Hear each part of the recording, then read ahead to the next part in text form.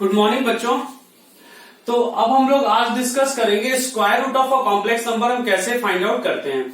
और square root of complex number find out करने के लिए एक मेथड होता है वो हम डिस्कस करेंगे और एक शॉर्टकट तरीका भी मेथड होता है, दोनों डिस्कस करेंगे। तो स्क्वायर रूट के लिए मैं आपको पहले कुछ एग्जांपल्स मैंने लिख दिए हैं और मैं आपको क्वेश्चंस के हेल्प से एक्सप्लेन करूंगा। फर्स्ट देखिए, आपको फर्स्ट एग्जांपल है माइनस, आपको क्या फाइंड आउट करना है, -24 प्लस 10i का स्क्वायर रूट। तो -24 प्लस 10i का स्क्वायर रूट को आप अज्यूम कर लो x प्लस आई वाई। ये मैं फर्स्ट मेथड बता रहा हूं, फिर ऑब्जर्वेशन से कैसे करते हैं वो भी देखेंगे। -24 प्लस 10i का स्क्वायर रूट फाइंड आउट करना, तो square root of -24 plus 10i को हमने क्या अज्यूम कर लिया, x प्लस आई वाई। दोनों साइड स्क्वायरिंग कर लो, तो -24 प्लस 10i इक्वल टू ये हो जाएगा x प्लस आई वाई का होल स्क्वायर। ये स्क्वायरिंग करोगे तो x square minus y square plus 2i x y. अब दोनों साइड से रियल पार्ट को रियल पार्ट से और इमेजिनरी पार्ट को इमेजिनरी पार्ट से इक्वेट कर दो। तो रियल पार्ट इक्वेट करोगे तो x square minus y square equal to -24 और इमेजिनरी पार्ट इक्वेट करोगे तो 2xy इक्वल टू 10, यानी कि xy आपका 5 आ जाएगा। और इसमें यह ध्यान रखना है कि x और y जो है वो रियल नंबर्स हैं, तो y की वैल्यू 5/x, y की वैल्यू 5/x इस इक्वेशन में रख दो। तो x स्क्वायर माइनस 5/x का होल स्क्वायर इक्वल टू -24, तो x की power 4 minus 25 equal to -24 x square. Denominator से एक्स स्क्वायर को क्रॉस मल्टीप्लाई कर दिया, तो x की power 4 plus 24 x square minus 25 equal to 0। ये फैक्टराइज कर लोगे तो x square plus 25 into x square minus 1 equal to 0। तो एक्स स्क्वायर प्लस 25 तो 0 हो नहीं सकता, x रियल नंबर है, तो क्या पॉसिबिलिटी है, एक्स स्क्वायर इक्वल टू 1, तो x की वैल्यू प्लस माइनस 1 आ गई। ठीक है, अब आप x को 1 लोगे तो यहां से y की वैल्यू क्या आ गई 5, और अगर x को -1 लोगे इस रिलेशन से तो y की वैल्यू क्या आ जाएगी -5। यानी कि दो सॉल्यूशन आ रहे हैं, एक बार x इक्वल टू 1 और y इक्वल टू 5 और दूसरी बार x इक्वल टू -1 और y इक्वल टू -5, यानी कि स्क्वायर रूट की दो वैल्यूज होंगी। तो -24 प्लस 10i की एक वैल्यू 1 और 5 लोगे तो 1 प्लस 5i होगी और दूसरी वैल्यू -1 माइनस 5i होगी। ये दो आंसर आ गया।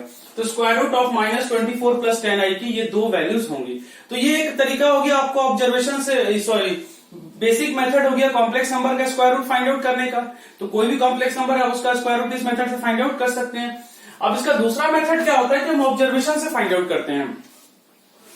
ऑब्जर्वेशन से हम कैसे फाइंड आउट करते हैं कि इस टर्म को अगर हम -24 प्लस 10i को स्क्वायर होल स्क्वायर में लिख लें, परफेक्ट स्क्वायर में, अगर हम इसका परफेक्ट स्क्वायर कंप्लीट कर लें तो हम इसका square root directly find out कर सकते हैं। समझ में आ रहा है, परफेक्ट स्क्वायर कंप्लीट कर लें।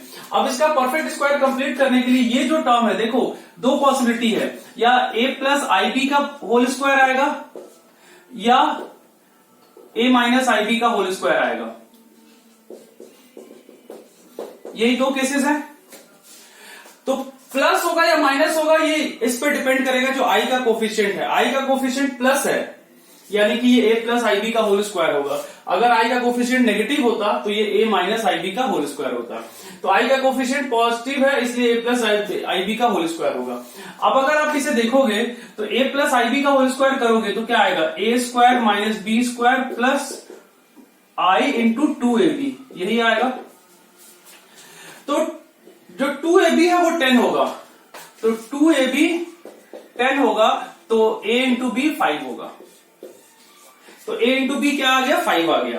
तो a इंटू बी 5 हो गया तो a आपका, अब a और b में से एक 1 होगा दूसरा 5 होगा। प्रोडक्ट अगर 5 आ रहा तो एक 1 होगा दूसरा 5 होगा। अब दो पॉसिबिलिटी है, अगर a को 1 लोगे तो 1 प्लस 5i का होल स्क्वायर बनेगा, और अगर b को 1 लोगे, a को अगर 1 और b को 5 लिया, और अगर a को 5 और b को 1 लिया तो ये बनेगा। यही दो पॉसिबिलिटी है। ए बी का प्रोडक्ट अगर 5 आ गया तो A1 B5 होगा या A5 और B1 होगा। अब ये वाला केस अगर आप लोगे 5 प्लस 1 का होल स्क्वायर तो देखो प्लस 24 आएगा, ये 25 माइनस 1 प्लस 10i, तो ये 24 प्लस 10i आएगा और ये -24 प्लस 10i होगा। यानी कि -24 प्लस 10i आपका क्या हो गया 1 प्लस 5i का होल स्क्वायर। ये -24 प्लस 10i किसके इक्वल हो गया 1 प्लस 5i का होल स्क्वायर। तो अंडर रूट लोगे तो -24 प्लस 10i का स्क्वायर रूट क्या होगा, यहां से प्लस माइनस 1 प्लस 5i।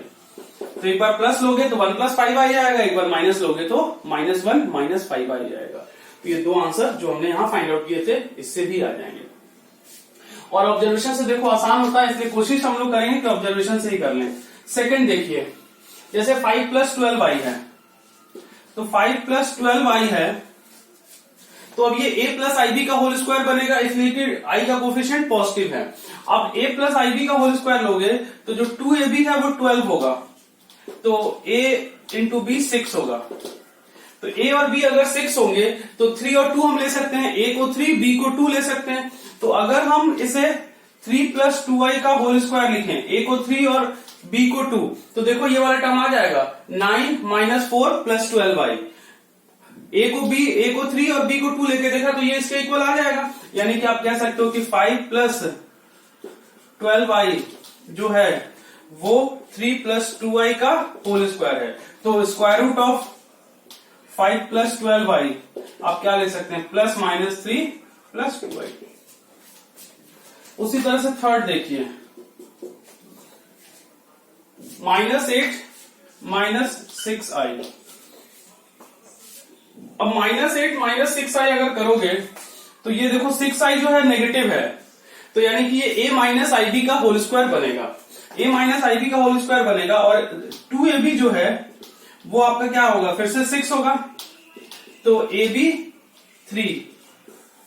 तो ab अगर 3 है तो ये 3 और 1 होगा, एक 1 होगा एक 3 होगा।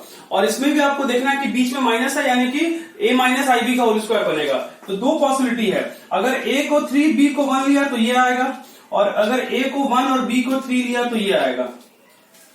तो देखो इसमें अगर ये लोगे आप तो ये 9 माइनस 1 प्लस 8 आएगा, और हमें -8 चाहिए, और ये लोगे तो 1 माइनस 9 यानी कि -8 आएगा, तो यानी कि ये नहीं होगा। तो हम कह सकते हैं कि -8 माइनस 6i किसके इक्वल है 1 माइनस 3i का होल स्क्वायर। अब दोनों साइड स्क्वायर रूट ले लो, -8 माइनस 6i, तो ये हो जाएगा प्लस माइनस 1 माइनस 3i, ये आंसर हो जाएगा। तो क्वेश्चन में अगर हम ऑब्जर्व नहीं कर पाए तब तो हमारे पास बेसिक मेथड है, मैंने आपको बता ही दिया, और अगर हमने ऑब्जर्व कर लिया तो फिर हम डायरेक्टली क्वेश्चन को सॉल्व कर सकते हैं। ठीक है, चलिए नोट कीजिए।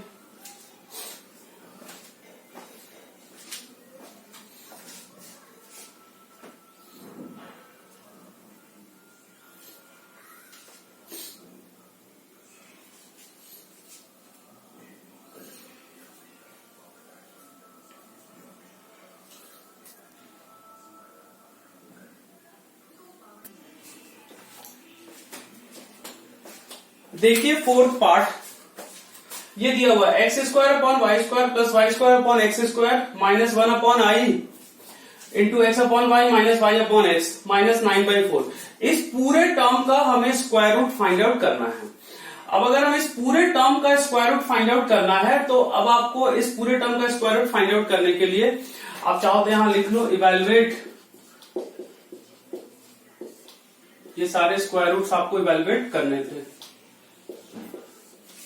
और ये भी पूरे टर्म का स्क्वायर रूट फाइंड आउट करना है। तो अब इस पूरे टर्म का स्क्वायर रूट फाइंड आउट करना है तो हमें अब इसे स्टैंडर्ड मेथड से लिखकर कंपेयर करके पॉसिबल नहीं है, इसे हमें परफेक्ट स्क्वायर इसका बनाना होगा, फिर हम डायरेक्टली इसका स्क्वायर रूट फाइंड आउट कर सकते हैं। तो कैसे करेंगे, देखिए इसे लिख लिया x square plus y square upon y square upon x square, और ये -1 है, यहां पर -1 को लिख लो प्लस आई स्क्वायर, इस -1 की जगह लिख लो आई स्क्वायर, तो आई और आई कैंसिल, तो ये plus i x upon y minus y upon x minus 9/4 हो गया। अब इसे लिख लो आप x upon y minus y upon x, a square plus b square है, तो a square plus b square को हम लिख सकते हैं a माइनस बी का होल स्क्वायर प्लस 2ab यानी कि +2 और plus i into x upon y minus y upon x minus 9/4। तो ये x upon y minus y upon x का whole square 2 minus 9/4 plus i x upon y minus y upon x, तो ये plus 1/4। ठीक है, अब आप देखो ये a square plus 2ab plus b square है। अब हम इसे लिख सकते हैं x upon y minus y upon x plus 1/2 का होल स्क्वायर। ये आपका a हो गया और ये b हो गया, प्लस i/2 का होल स्क्वायर आएगा प्लस ये b हो गया, ये माइनस 1/4 होगा। तो ये देखो a प्लस आई बी का होल स्क्वायर है, इसका जब स्क्वायर करोगे तो क्या आएगा, x minus y minus x upon y minus y upon x का होल स्क्वायर प्लस 2, तो इंटू i/2 करोगे तो 2 कैंसिल आउट हो जाएगा और प्लस i²/4, और i²/4 किसके इक्वल है, -1/4। तो यानी कि स्क्वायर रूट आपका क्या आ जाएगा फिर, under root of x square upon y square plus y square upon x square minus 1 upon i x upon y minus y upon x minus 9/4, ये किसके इक्वल हो जाएगा, इसका अंडर रूट ले लोगे तो plus minus x upon y minus y upon x plus i/2, ये आपका आंसर होगा। ठीक है, तो ये आपका स्क्वायर रूट आएगा। तो अब इस तरह के क्वेश्चंस अगर आपको स्क्वायर रूट फाइंड आउट करने हैं तो आपको ऑब्जर्वेशन से ही कर सकते हो, डायरेक्टली कैलकुलेशन तो इसका बहुत लेंदी हो जाएगा। ठीक है, नेक्स्ट देखिए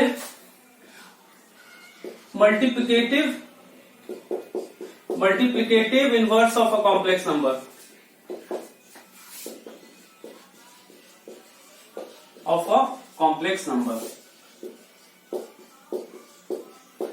multiplicative inverse of a complex number. Simple सा कंसेप्ट है, अगर कोई कॉम्प्लेक्स नंबर है z equal to x plus i y, तो 1 अपॉन जेड, या हम ये कह सकते हैं कि 1 upon x plus i Y को हम x प्लस आई वाई का मल्टीप्लिकेटिव इनवर्स कहते हैं। किसी कॉम्प्लेक्स नंबर का जो रेसिप्रोकल है उसे हम उस कॉम्प्लेक्स नंबर का मल्टीप्लिकेटिव इनवर्स कहते हैं, किसी भी कॉम्प्लेक्स नंबर का। जैसे आपसे कहा जाए फाइंड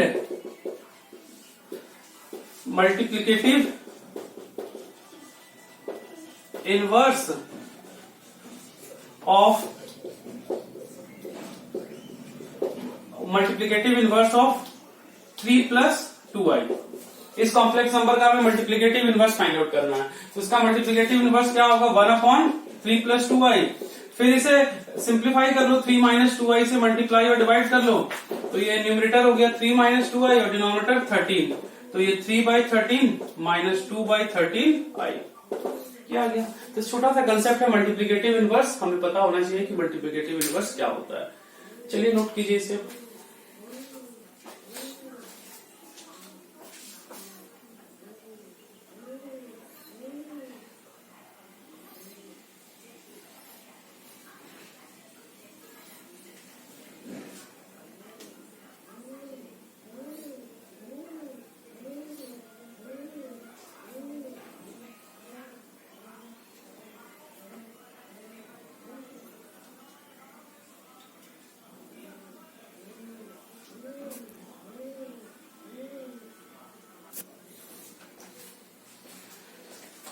नेक्स्ट देखिए हम लोग डिस्कस करेंगे locus based on modulus and argument. Argument और मॉड्यूलस के बेसिस पे कुछ स्टैंडर्ड लोकस जो है आर्गेंट प्लेन में हम डिस्कस करेंगे।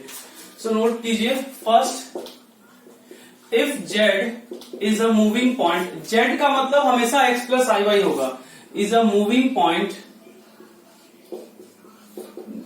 Point in Argand plane, then mod of z equals to r will represent a circle with center, origin and radius equals to r। अगर z एक मूविंग पॉइंट है, z अगर Argand plane में एक moving point है और mod of z equal to r दिया गया है, तो आप कह सकते हो कि mod of z equal to r का लोकस एक सर्कल होगा जिसका सेंटर ओरिजिन होगा और रेडियस r होगा। देखो इसको हम आसानी से एक्सप्लेन कर सकते हैं, z equal to x plus i y है, तो mod of z equal to r का मतलब क्या हुआ, under root of x square plus y square equal to r। Squaring कर लो दोनों साइड, तो x square plus y square equal to r square आ जाएगा। ये एक सर्कल की इक्वेशन है जिसका सेंटर ओरिजिन है और रेडियस r है। और आप ऐसे भी कह सकते हो कि मॉड जेड क्या रिप्रेजेंट करता है, मॉड जेड मूविंग पॉइंट का ओरिजिन से डिस्टेंस। तो मूविंग पॉइंट का ओरिजिन से डिस्टेंस अगर ऑलवेज कांस्टेंट है, यानी कि जेड इस तरह से मूव कर रहा है such that it's distance from origin is constant, तो अगर मूविंग पॉइंट का ओरिजिन से डिस्टेंस कांस्टेंट है तो मूविंग पॉइंट का लोकस क्या आएगा, सर्कल, जिसका सेंटर ओरिजिन हो जाएगा और रेडियस आर हो जाएगा। तो अगर हमें कहा जाए कि mod of z equal to 1, तो हम कह सकते हैं कि this is equation of a circle whose centre is origin and radius is 1, या mod of z equal to 5, this is equation of a circle whose centre is origin and radius is 5. So mod z equals to r will always represent a circle with center, origin and radius equals to r. Second, if z naught is a fixed point and z is a moving point,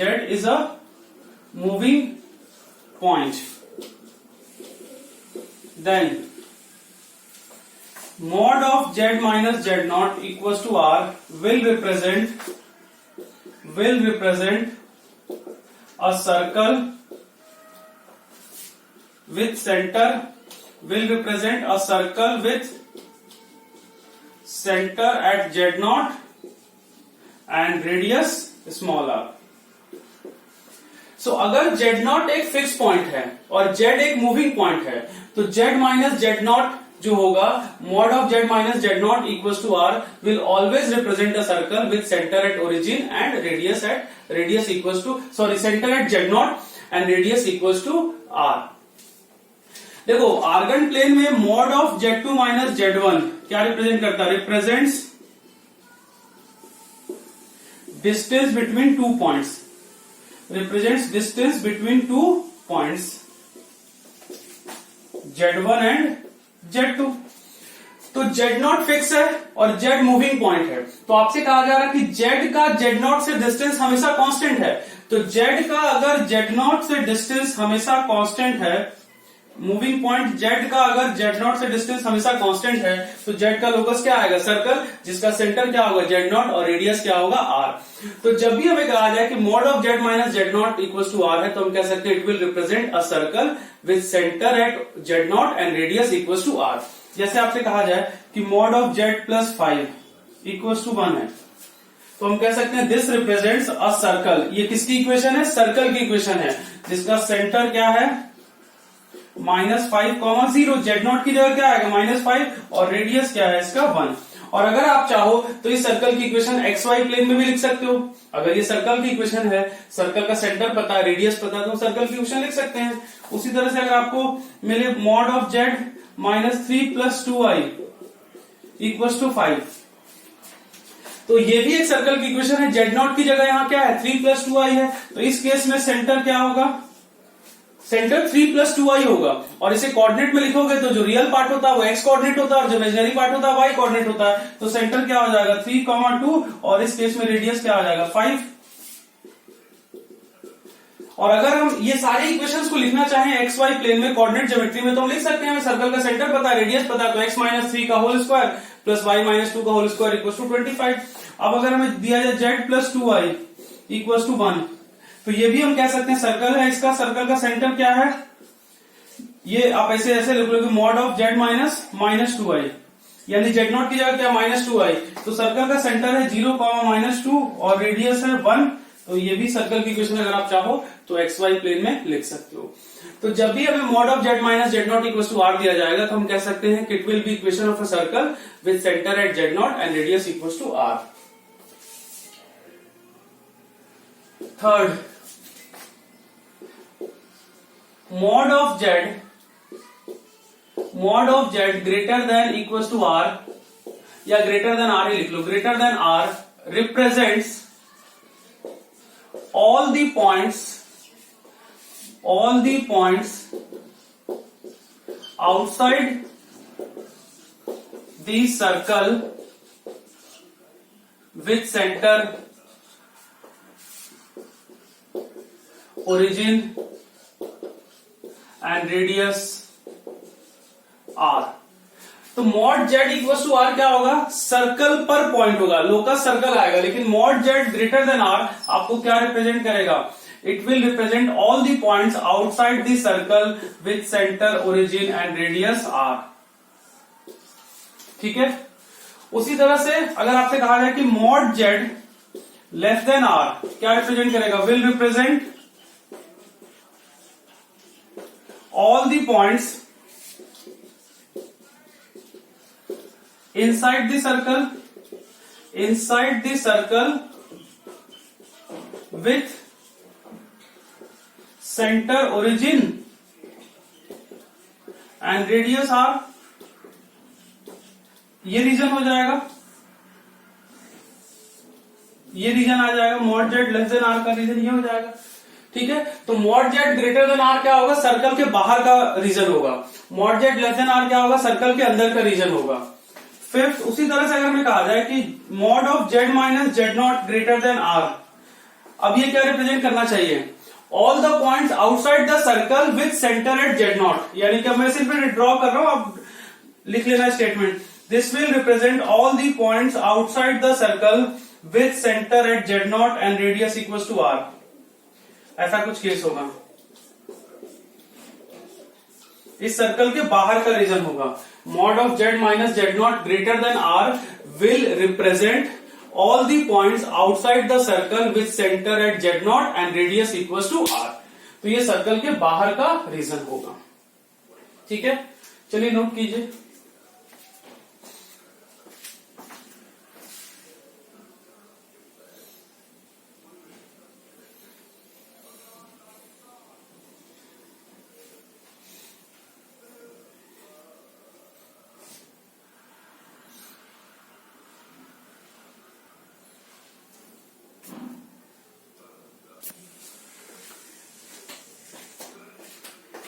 Next, mod of z minus z naught less than r.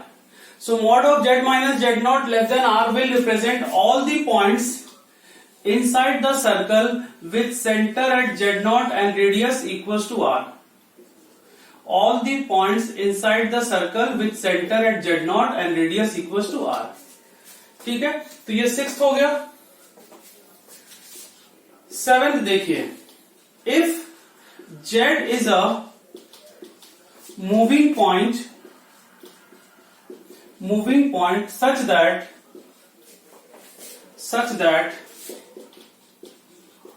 argument of z equals to theta, then locus of z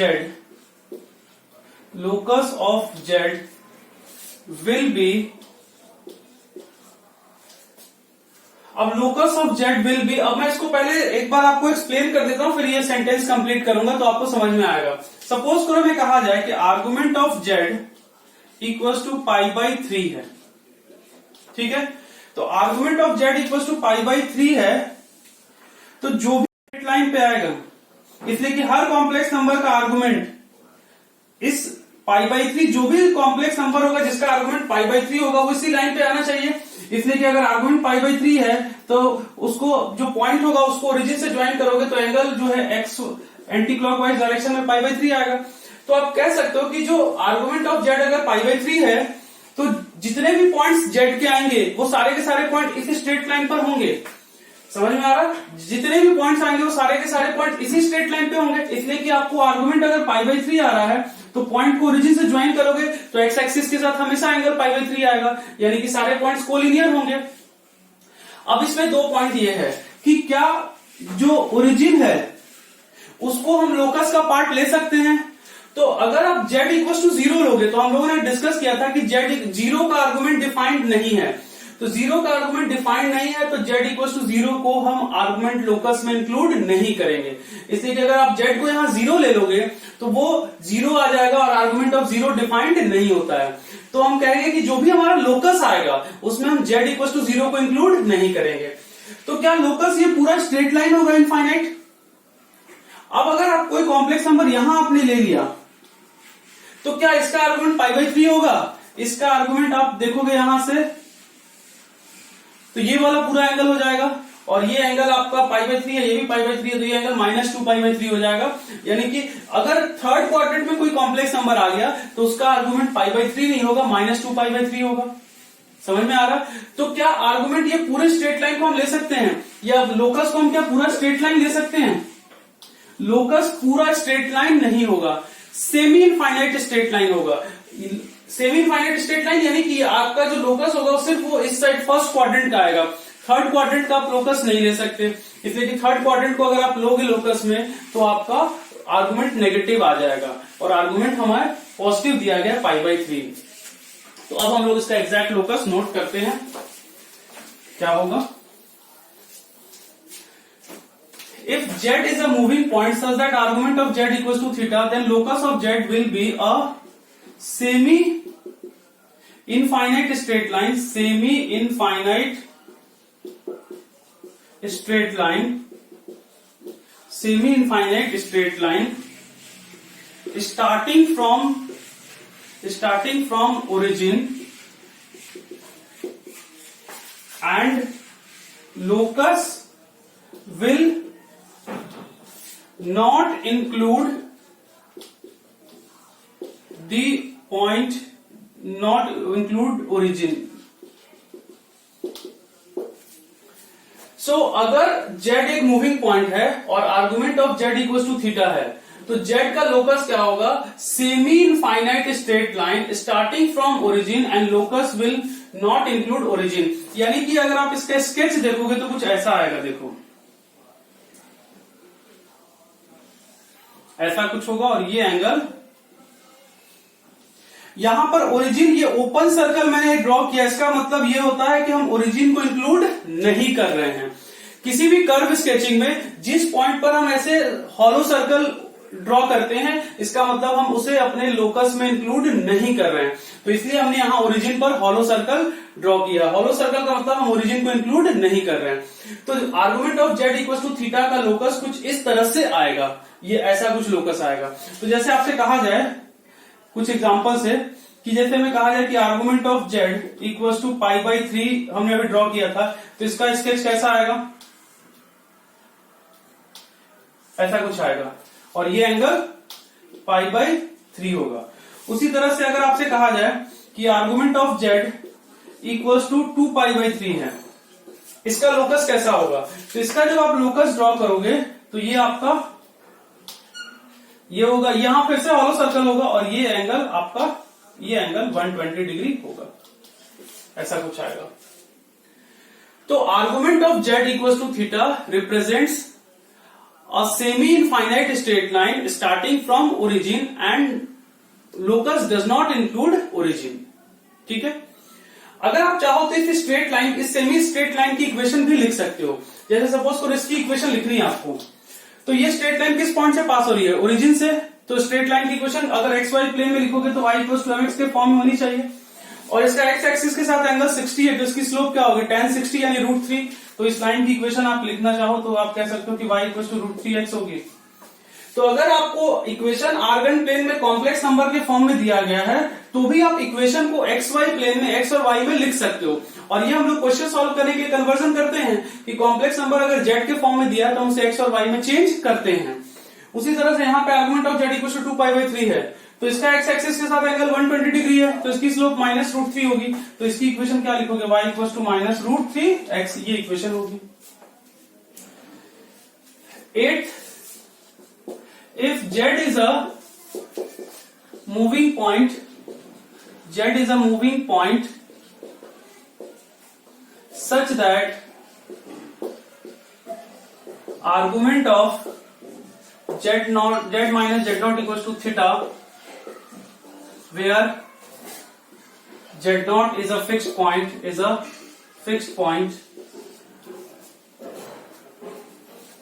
is a fixed point, then locus of z will be a semi-infinite straight line starting from z0 and locus will not include the point z0।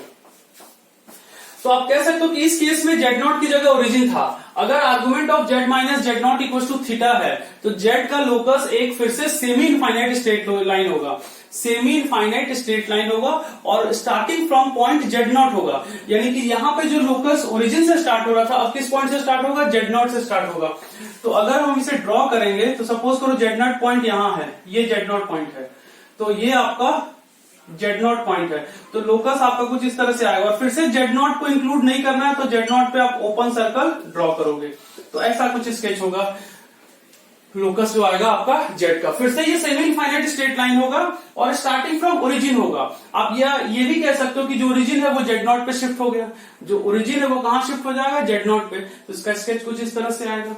अगर हम suppose कर लें कि Z not जो है वो x not plus i y not है, तो क्या अब हम इस स्ट्रेट लाइन की इक्वेशन लिख सकते हैं? हम एक्स वाई प्लेन में फिर से इसकी इक्वेशन लिख सकते हैं। इस लाइन का स्लोप क्या होगा, tan थीटा, और स्ट्रेट लाइन किस पॉइंट से पास हो रही है, x not comma y not point से पास हो रही है। तो अगर straight line x not comma y not point से पास हो रही है तो स्लोप पॉइंट फॉर्म से स्ट्रेट लाइन की इक्वेशन लिख सकते हैं।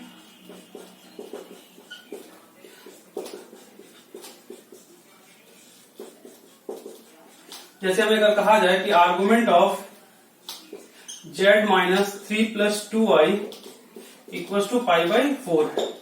अब इसकी इक्वेशन हमें स्ट्रेट लाइन की लिखनी है एक्स वाई प्लेन में। तो स्लोप क्या हो जाएगा, tan पाई बाई 4 यानी कि 1। तो लाइन की इक्वेशन होगी y minus 2 equal to 1 into x minus 3। तो y minus x plus 1 equal to 0, ये लाइन की इक्वेशन आ जाएगी। तो कोई भी इक्वेशन अगर आपको दिया गया है जेड के टर्म में तो आप उसे एक्स और वाई के टर्म में भी कन्वर्ट कर सकते हो। और कई सारे क्वेश्चन करने के लिए हमें उसे एक्स और वाई में कन्वर्ट करना होता है, तो हमें कन्वर्ट करना आना चाहिए। देखो सर्कल की भी इक्वेशन जो थी हमने डिस्कस की थी, उसे भी हम चाहे तो एक्स वाई प्लेन में कन्वर्ट कर सकते थे, और इसकी इक्वेशन को भी हम एक्स वाई प्लेन में, जो ये सेमी इनफाइनाइट स्ट्रेट लाइन, इसकी इक्वेशन को भी हम एक्स वाई प्लेन में लिख सकते हैं। ठीक है, चलिए नोट कीजिए, कुछ एग्जाम्पल डिस्कस करेंगे।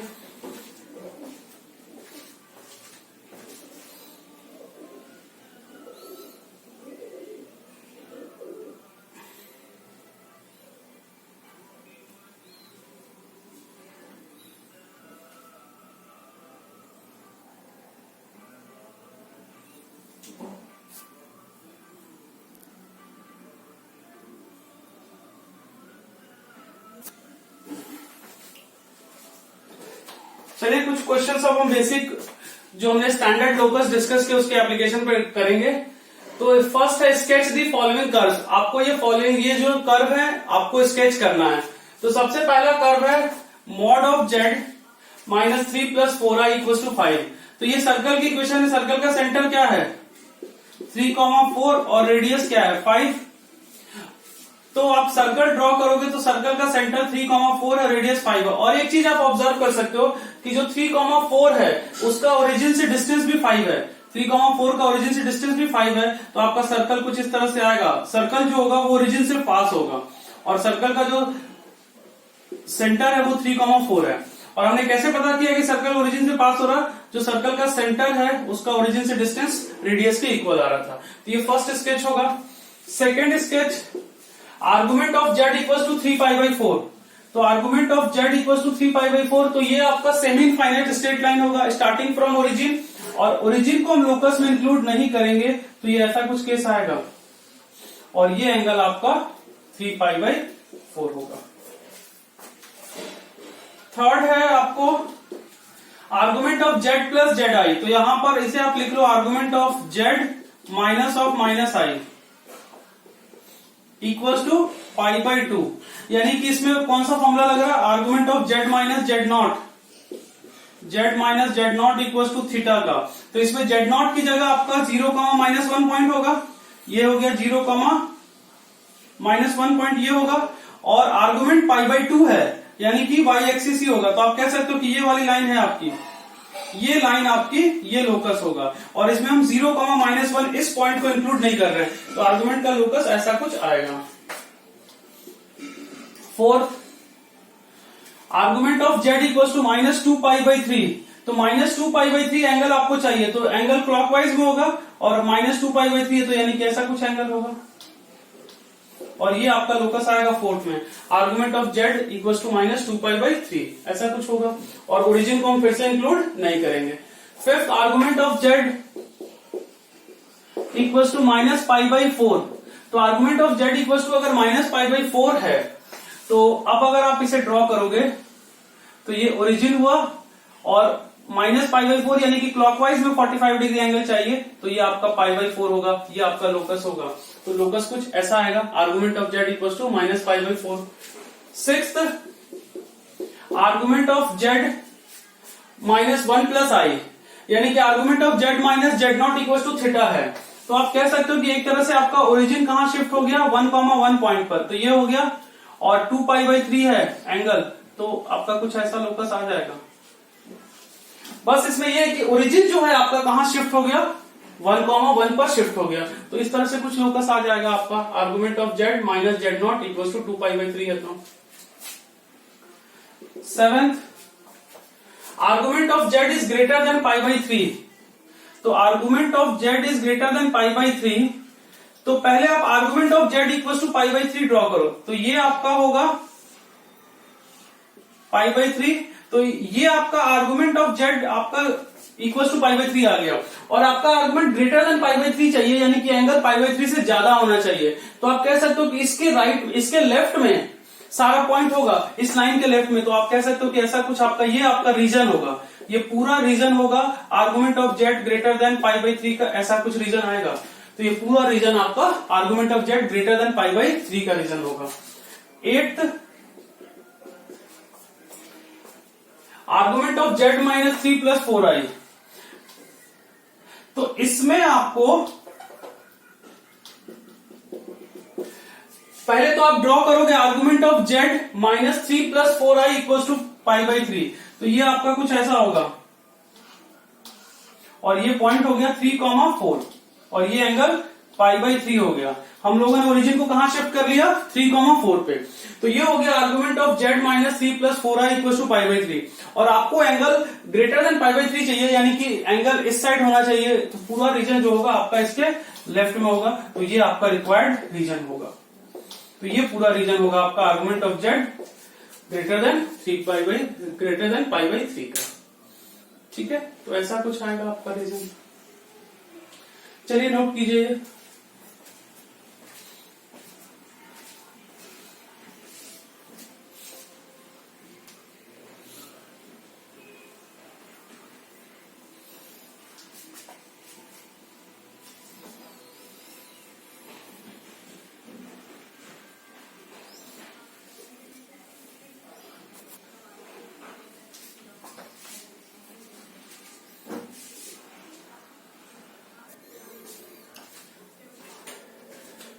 नेक्स्ट एग्जांपल देखिए, find number of points of intersection of the following curves.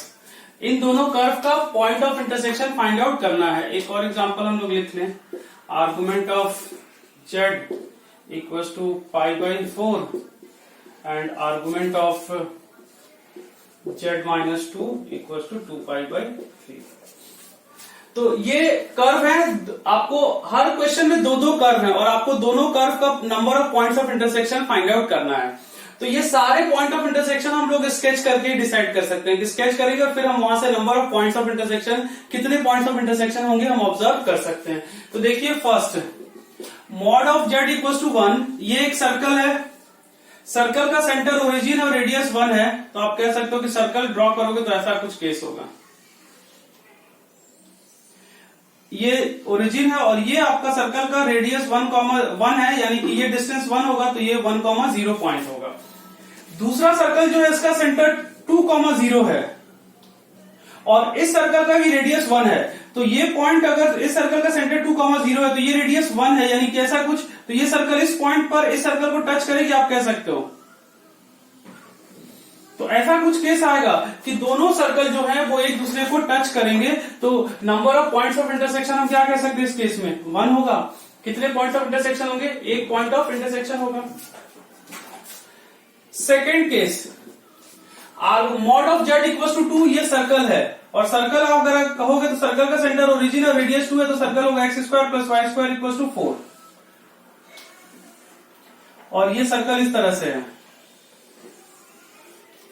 और argument of z equal to pi by 4, तो argument of z equal to pi by 4, ये ओरिजिन से स्टार्ट होने वाली सेमी इनफाइनाइट स्ट्रेट लाइन इस तरह से होगी। तो दोनों कितने पॉइंट पर इंटरसेक्ट कर रहे हैं? एक पॉइंट पर, यानी कि number of points of intersection क्या आएगा? 1 होगा। Third, argument of z equal to pi by 2 और argument of z equal to pi by 2, तो ये ओरिजिन से स्टार्ट होने वाली लाइन होगी और argument of z equal to pi by 2 आप कह सकते हो कि ये लाइन होगी, वाई एक्सिस ही होगा, पॉजिटिव वाई एक्सिस होगा। और mod of z minus y equal to 1, तो ये सर्कल है, इस सर्कल का सेंटर क्या है? Mod of z minus i equal to 1 लोगे तो सर्कल का सेंटर 0,1 और रेडियस भी 1 है। तो सर्कल का सेंटर 0,1 यहां है, रेडियस भी 1 है, तो सर्कल कुछ इस तरह से होगी। सर्कल ओरिजिन से पास होगी, सर्कल का सेंटर 0,1 है, रेडियस भी 1 है, तो सर्कल ओरिजिन से पास होगी, इस तरह से हम कह सकते हैं। तो देखो, अगर आप ध्यान से देखो तो हमें दो पॉइंट ऑफ इंटरसेक्शन दिख रहा है, एक ओरिजिन भी और एक ये पॉइंट ऑफ इंटरसेक्शन भी दिख रहा, लेकिन ओरिजिन जो है वो इसके लोकस में इंक्लूडेड नहीं है। Argument of z equal to pi by 2, इसमें जेड इक्वल टू 0 इंक्लूडेड नहीं है। तो अगर ओरिजिन इसके लोकस में इंक्लूडेड नहीं है तो पॉइंट ऑफ इंटरसेक्शन में भी हम ओरिजिन को कंसीडर नहीं करेंगे। तो इस केस में कितने पॉइंट्स ऑफ इंटरसेक्शन आएंगे? 1 पॉइंट ऑफ इंटरसेक्शन होगा। Fourth, argument of z minus 2 plus i equal to pi by 4 और मॉड जेड इक्वल टू 1। तो मॉड जेड इक्वल टू 1 एक सर्कल है जिसका सेंटर, ओरिजिन और रेडियस 1 है। तो मॉड जेड इक्वल टू 1 अगर आप ड्रॉ करोगे तो ये सर्कल है जिसका सेंटर, ओरिजिन है और रेडियस 1 है, तो ऐसा कुछ आएगा। और ये एक सेमी इनफाइनाइट स्ट्रेट लाइन है स्टार्टिंग फ्रॉम द पॉइंट 2,1। तो स्टार्टिंग फ्रॉम द पॉइंट 2,1। अब आपको ये देखना है कि ये 2,1 पॉइंट इस सर्कल के इनसाइड है या इस सर्कल के आउटसाइड है, तभी तो आप ड्रॉ करोगे। अगर इनसाइड हुआ तो आप ड्रॉ करोगे तो यहां से एक पॉइंट ऑफ इंटरसेक्शन आ जाएगा, और अगर आउटसाइड हुआ तो कोई पॉइंट ऑफ इंटरसेक्शन नहीं आएगा। तो ये जो है semi infinite straight line starting from 2,1 है, तो आपको चेक करना होगा कि 2, पॉइंट इनसाइड द सर्कल है, आउटसाइड द सर्कल है। हम कैसे चेक करेंगे? देखो, सर्कल की equation x square plus y square equal to 1 है, तो हम लोगों ने कोऑर्डिनेट में डिस्कस किया था कि s1 लेस देन 0 अगर है तो पॉइंट इनसाइड द सर्कल होगा, और अगर s1 ग्रेटर देन 0 है तो पॉइंट आउटसाइड द सर्कल होगा। तो आप यहां पे रखो s1, तो 4 प्लस 1 माइनस 1 ये ग्रेटर देन 0 है, यानी कि ये पॉइंट आउटसाइड द सर्कल है। तो 2,1 पॉइंट अगर आउटसाइड द सर्कल है तो आप सपोज कर लो कि 2, पॉइंट यहां है, और यहां से argument of z minus 2 plus i equal to pi by 4 draw करोगे तो ऐसा कुछ आएगा। तो इस केस में दोनों का कोई पॉइंट ऑफ इंटरसेक्शन नहीं है, तो number of points of intersection 0 होगा। Fifth, argument of z equal to pi by 4 और argument of z minus 1 plus i equal to 2 pi by 3। तो argument of z equal to pi by 4 ये आपका ऐसा कुछ आ गया, ये है,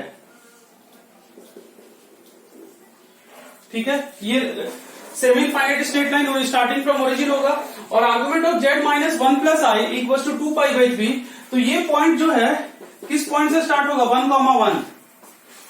Z minus 1 plus i equal to 2 pi by 3। ये पॉइंट, ये जो सेमी इनफाइनाइट स्ट्रेट लाइन है वो किस पे स्टार्ट हो रहा है, किस पॉइंट से स्टार्ट हो रहा है? 1,1। और ये argument of z equal to pi by 4 लोगे तो इसकी equation y equal to x होगी। स्लोप 1 हो गया और ये 0,0 से पास हो रही है, तो y इक्वल टू mx, इसकी equation y equal to x होगी। तो ये जो पॉइंट 1,1 है वो इसी स्ट्रेट लाइन पर होगा, इसी पर होगा। तो 1,1 इसी पर है, तो हम यहां कहीं अज्यूम कर लें, और इसका स्केच कुछ ऐसा आएगा। तो 1,1 देखो, इसके y इक्वल टू x के तो लोकस में है, लेकिन 1,1 इसके लोकस में नहीं है। इसमें हम z equal to 1 plus i को इंक्लूड नहीं करेंगे। Argument of z minus z not equal to theta में हम जेड नॉट को इंक्लूड नहीं करते हैं, यानी कि इन दोनों का पॉइंट ऑफ इंटरसेक्शन 1,1 नहीं होगा। तो इस केस में हम number of points of intersection क्या कह सकते हैं? 0 होगा। Sixth case, argument of z equal to pi by 4। तो argument of z equal to pi by 4 तो आपका ये आ गया,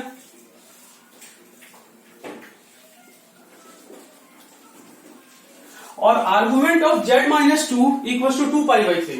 तो आर्गुमेंट ऑफ z माइनस 2, अब z माइनस 2 ये किस पॉइंट से स्टार्ट होगा? 2,0 से, यानी यहां कहीं से, और इक्वल टू 2 पाई बाई 3 लोगे तो ऐसा कुछ आएगा। तो देखो ये दोनों एक पॉइंट पर इंटरसेक्ट कर रहे हैं और ये पॉइंट ऑफ इंटरसेक्शन होगा, यानी कि ये दोनों सेमी इनफाइनाइट स्ट्रेट लाइन है लेकिन दोनों का एक पॉइंट ऑफ इंटरसेक्शन है और वो पॉइंट ऑफ इंटरसेक्शन एक है, तो हम कह सकते हैं कि इन दोनों कर्व का कितने पॉइंट ऑफ इंटरसेक्शन होगा 1। आपसे ये भी पूछा जा सकता था कि कॉम्प्लेक्स नंबर फाइंड आउट कीजिए, find the complex number which is the point of intersection of these two curves, find the complex number which is the point of intersection of these two curves. तो हम क्या करते हैं कि ये point हमें find out करना होता, तो पॉइंट फाइंड आउट करने के लिए हम इस स्ट्रेट लाइन की इक्वेशन लिख लेते हैं और इस स्ट्रेट लाइन की इक्वेशन लिख लेते हैं और दोनों को सॉल्व कर लेते हैं। ये जो स्ट्रेट लाइन है ये तो y = x है, जो सेकंड स्ट्रेट लाइन है उसका स्लोप क्या होगा tan 120, यानी सेकंड स्ट्रेट लाइन का स्लोप क्या होगा -√3, और वो किस पॉइंट से पास हो रही है 2, 0 से, तो y - 2 = -√3 into x, तो y = √3x - 2। अब हम इन दोनों का पॉइंट ऑफ इंटरसेक्शन, तो y = x रखते तो हमें ये पॉइंट ऑफ इंटरसेक्शन आ जाता। जो भी ये पॉइंट ऑफ इंटरसेक्शन आता, मान लो कि point of intersection x0, y0 आता, तो हमारा कॉम्प्लेक्स नंबर क्या हो जाता x0 + i y0, ये हमारा कॉम्प्लेक्स नंबर हो जाता। तो इस तरह क्वेश्चन में आपको कॉम्प्लेक्स नंबर जो है वो भी फाइंड आउट करने के लिए पूछा जा सकता था। तो दोनों कर्व की इक्वेशन एक्स वाई प्लेन में लिख लिया और पॉइंट ऑफ इंटरसेक्शन वहां से फाइंड आउट कर लिया और फिर कॉम्प्लेक्स नंबर के लिए उसे x + iy के फॉर्म में हम लिख सकते थे। ठीक है, तो ये कुछ क्वेश्चंस हमने डिस्कस किए। आपको लोकस जो हमने डिस्कस किए थे आर्गुमेंट,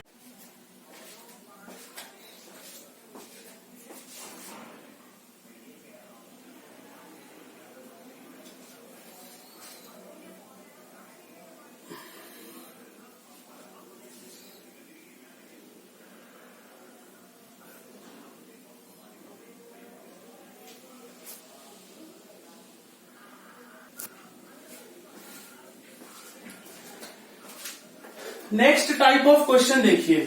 अब ये टाइप ऑफ क्वेश्चन है, let mod of z - 3 + 4i = 2, then find first part maximum value of mod z, minimum value of mod z, maximum value of mod of z + 1 + i, minimum value of mod of z + 1 और minimum value of mod of z - i।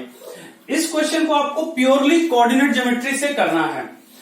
जो given equation है आप देख सकते हो कि ये circle की इक्वेशन है जिसका सेंटर 3, 4 है और रेडियस 2 है, तो आप ये कह सकते हो ये गिवन सर्कल है जिसका सेंटर 3, 4 है और रेडियस 2 है। अब आपसे क्या कहा गया है, सबसे पहले देखिए पहला पार्ट, mod z की मैक्सिमम वैल्यू।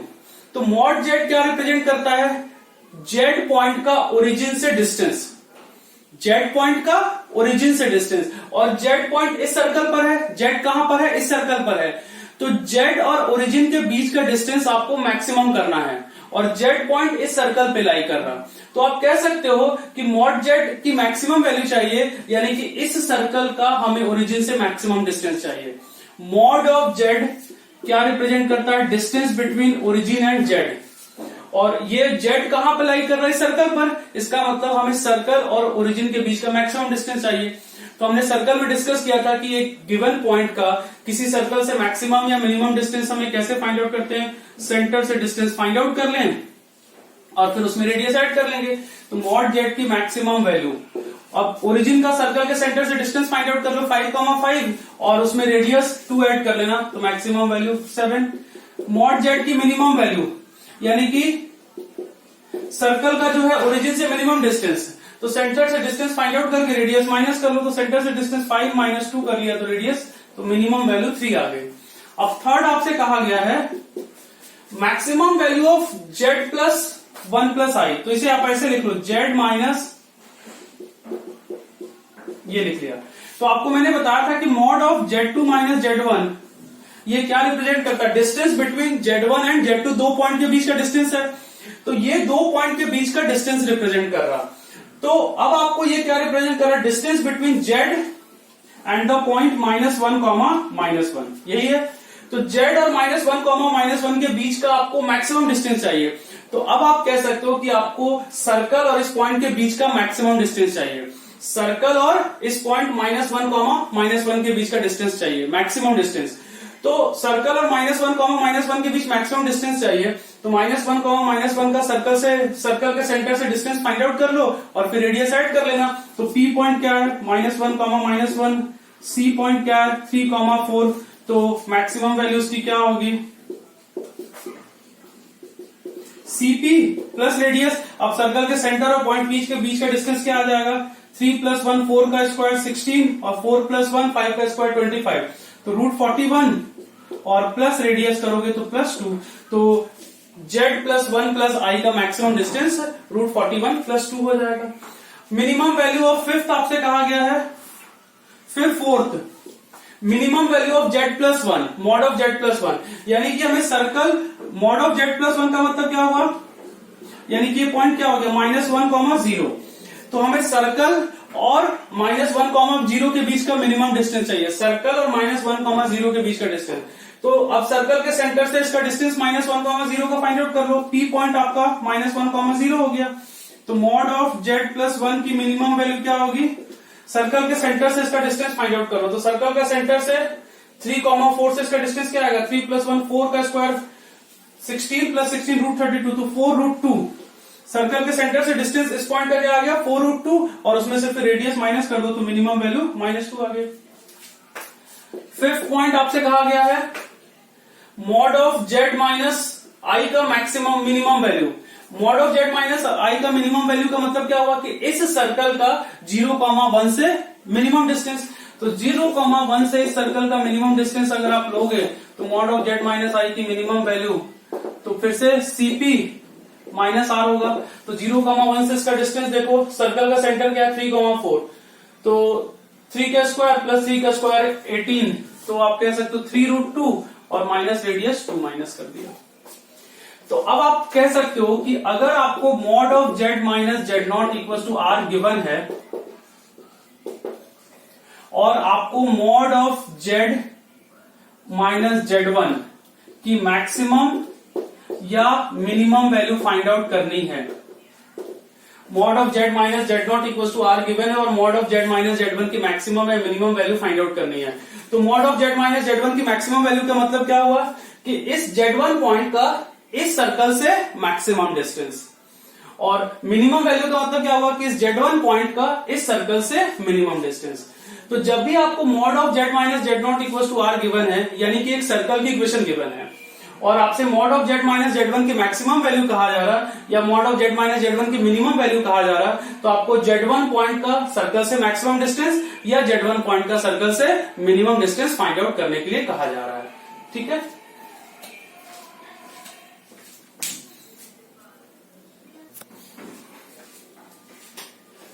तो हम लोग क्या डिस्कस कर रहे हैं कि अगर mod of z - z0 = r given है और हमें मॉड ऑफ z - z1 की मैक्सिमम या मॉड ऑफ z - z1 की मिनिमम वैल्यू फाइंड आउट करनी है, तो z1 पॉइंट का इस सर्कल से मैक्सिमम डिस्टेंस या z1 पॉइंट का इस सर्कल से मिनिमम डिस्टेंस फाइंड आउट करने के लिए कहा जाएगा। अब इसी क्वेश्चन में अब आपसे ये भी पूछा जा सकता था कि maximum value of mod z, maximum minimum value of mod z। अब इसी क्वेश्चन में कुछ और पार्ट भी पूछा जा सकता था कि मैक्सिमम आर्गुमेंट ऑफ z और मिनिमम आर्गुमेंट ऑफ z।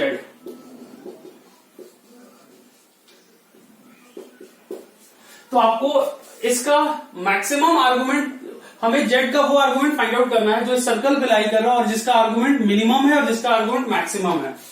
तो अब आपको इस क्वेश्चन में क्या दिया गया, ध्यान से देखिए, आपको सर्कल ये गिवन है, सर्कल का सेंटर हमें पता है 3,4।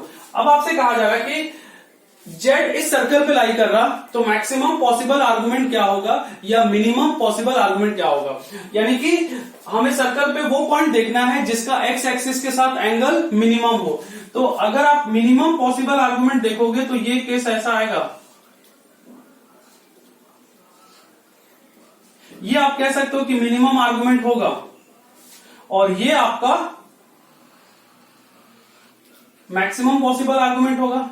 ये अल्फा हम अज्यूम कर लें और ये पूरा एंगल जो होगा वो बीटा मैक्सिमम पॉसिबल आर्गुमेंट होगा। तो जो अल्फा होगा वो मिनिमम पॉसिबल आर्गुमेंट होगा और जो बीटा होगा वो मैक्सिमम पॉसिबल आर्गुमेंट। तो अब हमें अल्फा फाइंड आउट करना होगा। हमें कहा गया है कि मिनिमम आर्गुमेंट और मैक्सिमम आर्गुमेंट फाइंड आउट कीजिए। तो हम कैसे कैलकुलेशन करेंगे, ये 2D से ही होगा, आपको इसमें कुछ ऐसा अलग से कैलकुलेशन नहीं करना है। देखिए ये एंगल हम अज्यूम कर लें कि थीटा है, ठीक है, angle COP equal to theta. तो ये जो रेडियस है सर्कल का वो 2 है और ये डिस्टेंस 5 है, तो हम कह सकते हैं, और tan थीटा क्या होगा, tan थीटा, और आप कह सकते हो कि tan थीटा या sin थीटा, कुछ भी ले सकते हैं, sin थीटा ले लें, तो sin थीटा आपका क्या होगा, ये आपका परपेंडिकुलर हो गया, और ये जो सेंटर OC है ये आपका हाइपोटेनियस हो जाएगा, तो ये 2/5, तो थीटा आपका साइन इनवर्स 2/5 हो गया। ठीक है, और ये पूरा एंगल,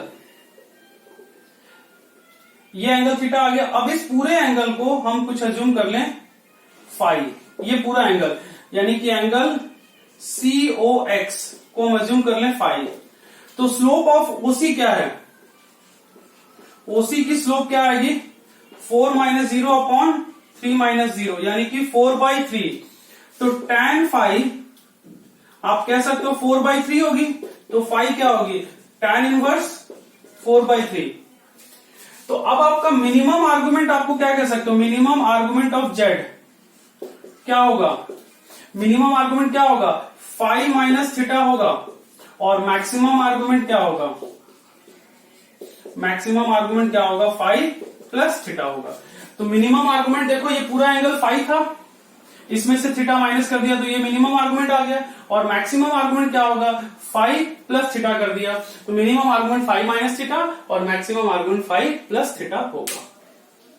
नोट कीजिए, एक दो एग्जांपल और हम डिस्कस करेंगे।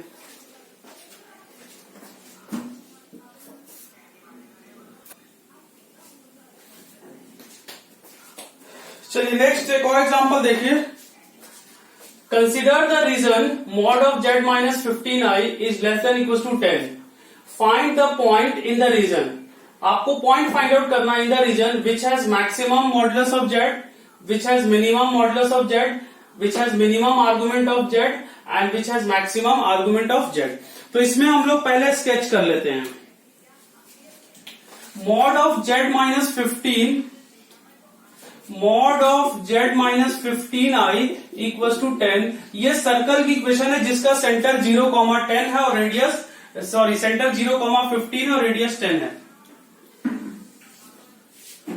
सेंटर 0,15 है और रेडियस 10 है, ऐसा कुछ।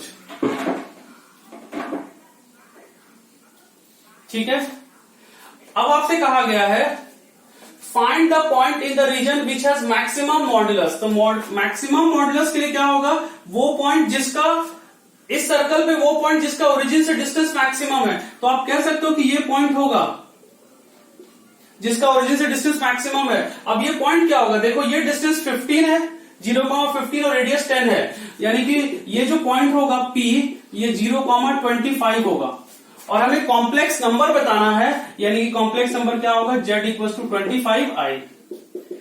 मिनिमम मॉडुलस, तो मिनिमम मॉडुलस के लिए आप कह सकते हो कि ये पॉइंट होगा जिसका ओरिजिन से डिस्टेंस मिनिमम है। तो ये 15 में से 10 माइनस कर दो तो Q पॉइंट क्या आएगा, 0,5। तो कॉम्प्लेक्स नंबर इसके कॉरस्पॉन्डिंग क्या आएगा, 5i।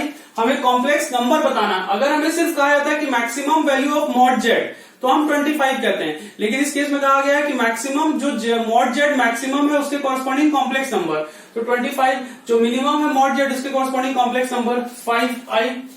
Third, minimum argument of z, argument की मिनिमम वैल्यू। तो देखो मिनिमम आर्गुमेंट ऑफ z आपका ऐसा होगा, ये पॉइंट होगा। अब हम लोग इसके कॉरस्पॉन्डिंग कैलकुलेशन कर लेते हैं। ये सपोज कर लो C है, ये M है, ठीक है, ये एंगल 90 डिग्री है, ये डिस्टेंस आपका 15 है, ठीक है। इस एंगल को आप अज्यूम कर लो थीटा, इस एंगल को अज्यूम कर लो थीटा, तो ये एंगल थीटा आ गया आपका, और ये डिस्टेंस रेडियस आपका कितना है 10, ठीक है। तो आप कह सकते हो कि tan थीटा जो होगा आपका, tan थीटा वो होगा, tan थीटा या हम sin थीटा ले लेते हैं, sin थीटा ही आ जाएगा। sin थीटा आपका क्या होगा, परपेंडिकुलर अपॉन हाइपोटेनियस, तो आपका 10/15 यानी कि 2/3, ठीक है। तो ये जो है आप कह सकते हो कि मिनिमम आर्गुमेंट होगा अल्फा, तो मिनिमम आर्गुमेंट क्या होगा, अल्फा होगा, और ये आप कह सकते हो कि मिनिमम आर्गुमेंट, और ये पूरा एंगल कितना, π/2, तो ये π/2 माइनस थीटा होगा। ठीक है, तो मिनिमम आर्गुमेंट अल्फा होगा π/2 माइनस थीटा और मैक्सिमम आर्गुमेंट होगा, हम अज्यूम कर लेते हैं कि मैक्सिमम आर्गुमेंट ये ऐसा केस होगा, तो मैक्सिमम आर्गुमेंट आपका क्या होगा, हम उसे अज्यूम कर ले बीटा, और वो किसके इक्वल होगा, ये भी एंगल तो थीटा ही होगा ना, तो बीटा किसके इक्वल होगा, π/2 प्लस थीटा के इक्वल होगा। अब इस राइट एंगल ट्रायंगल से OM जो होगा वो डिस्टेंस हम फाइंड आउट कर ले, तो OM डिस्टेंस क्या आएगा आपका, √15 का स्क्वायर माइनस 10 का स्क्वायर, राइट एंगल ट्रायंगल से हम फाइंड आउट कर रहे हैं, तो ये आपका 225 माइनस 100, तो √125 यानी कि 5√5।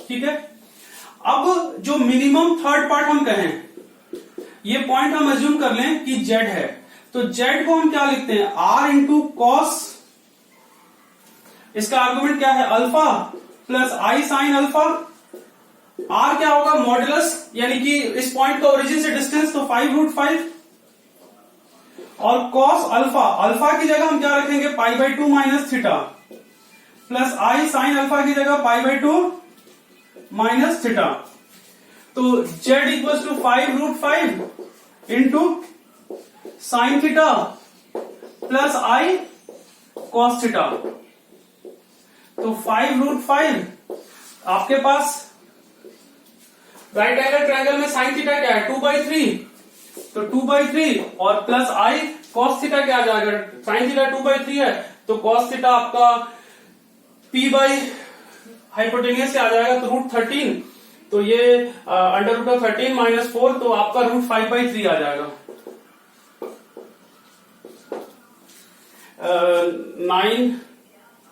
9 माइनस 4, तो √5/3 हो जाएगा। ठीक है, तो ये मैक्सिमम जो मैक्सिमम आर्गुमेंट है उसके corresponding complex, sorry minimum argument के कॉरस्पॉन्डिंग कॉम्प्लेक्स नंबर आएगा। जब हम फोर्थ पार्ट करेंगे तो वो हो जाएगा R cos beta plus I sine beta, R देखो आपको वही रहेगा, और बीटा की जगह कॉस π/2 प्लस थीटा और plus I sine π/2 plus theta, तो ये 5√5